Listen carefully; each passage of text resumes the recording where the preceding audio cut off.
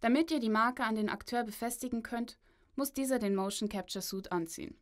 Der Suit besteht aus Jacke, Hose, Fußstulpen und Stirnband. Für Handaufnahmen gibt es zusätzlich Handschuhe.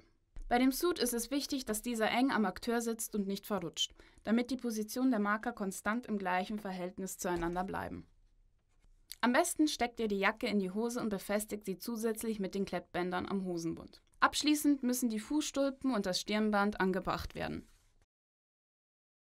Für eine Full-Body-Aufnahme klickt ihr in Motive auf Create Layout und wählt im Dropdown-Menü 41 Baseline Hinged Toe aus.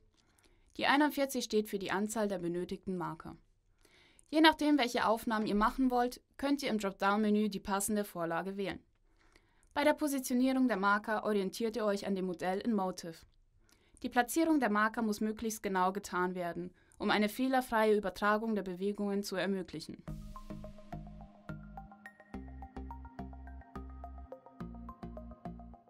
Ist der Schritt abgeschlossen, kann sich der Akteur in den Aufnahmebereich stellen und die T-Pose einnehmen.